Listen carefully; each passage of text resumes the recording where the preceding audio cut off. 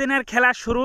এবার শেখ হাসিনার খেলা শুরু। হ্যাঁ, ঠিকই শুনছেন, শেখ হাসিনার খেলা কিন্তু ফাইনালি শুরু হয়ে গেছে। ক্ষমতা ফিরিয়ে আনতে চীন সফরে গেলেন তিনি। এদিকে সেনাবাহিনী দায়িত্বে না থাকায় আওয়ামী লীগকে ঠেকাতে পারছে না সরকার। যে কোনো সময় পদত্যাগ করতে পারে ডক্টর মোহাম্মদ ইউনূস। তাহলে বিস্তারিত আপনাদেরকে প্রমাণ সহকারে ভিডিওতে দেখিয়ে দেবো, চলুন ভিডিওটি দেখতে থাকি। আল্লাহর ইশারা, আল্লাহর কি বিচার।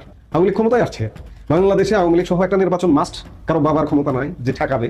আওয়ামী লীগ প্রধান শেখ হাসিনার নড়াচড়া শুরু হয়ে গেছে। শেখ হাসিনা আয়ের অলরেডি, তার কাজ শুরু হয়ে গেছে। ইউনূসের শেষ পরিণতি হবে হয়তো জেল। পালিয়ে যেতে পারবে কিনা। মিডিয়া থেকে দূরে রাখা হয়েছে রাষ্ট্রপতি শাহাবুদ্দিন চুপ্পুকে, এবং গৃহবন্দী করে রাখা হয়েছে, নজরবন্দি করেও রাখা হয়েছে। এই সকল বিষয় চিন্তা করে অপসারণেরও চেষ্টা করা হয়েছে। তবুও কিন্তু রাষ্ট্রপতি শাহাবুদ্দিন চুপ্পুর মার্কিন প্রশাসন কি সত্যি ইউনূসকে লেজ দেখাচ্ছে? ইউনূস এখন চারদিক থেকে চাপে। শোনা যাচ্ছে তিন বাহিনীর প্রধান পর্যন্ত গোপনে গিয়ে তাকে স্পষ্ট বার্তা দিয়ে এসেছেন, সময় শেষ, তারা আর তার পক্ষে নেই, তাকে যেতে হবে। আওয়ামী লীগের নেতাকর্মীদেরকে এই সর্বোচ্চ ব্যবস্থা নেওয়া হবে এই হুমকি দিয়ে আসলে এখন বিচলিত করা কঠিন।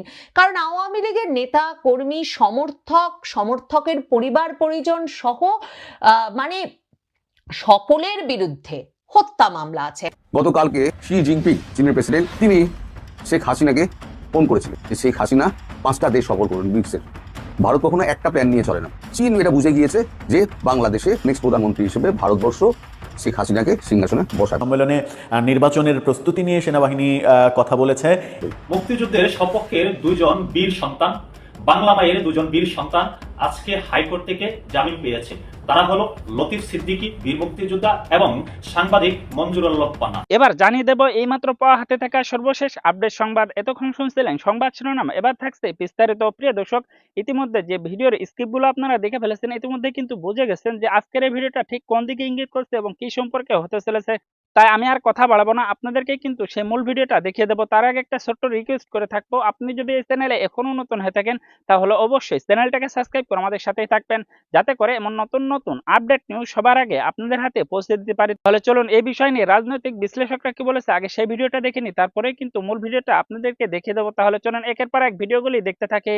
আওয়ামী লীগের নেতাকর্মীদেরকে এই সর্বোচ্চ ব্যবস্থা নেওয়া হবে এই হুমকি দিয়ে আসলে এখন বিচলিত করা কঠিন। কারণ আওয়ামী লীগের নেতা কর্মী, সমর্থকের পরিবার পরিজন সহ মানে সকলের বিরুদ্ধে হত্যা মামলা আছে। হয় হত্যা মামলা, না হলে হত্যা প্রচেষ্টা মামলা, না হলে সন্ত্রাস বিরোধী আইনে তাদের বিরুদ্ধে মামলা হচ্ছে। তাহলে এমন এমন কঠিন আইনে যাদের বিরুদ্ধে মামলা রয়েছে, তাদের বিরুদ্ধে আর কি সর্বোচ্চ ব্যবস্থা নেবে স্বরাষ্ট্র উপদেষ্টা? আওয়ামী লীগের নেতা কর্মীরা সেটা বুঝতে পারছেন যে আসলে স্বরাষ্ট্র উপদেষ্টা, পুলিশ, এদের হাতের কৌশল কমে আসছে। আওয়ামী লীগ যে আগামী সপ্তাহে একটা বড় রাজনৈতিক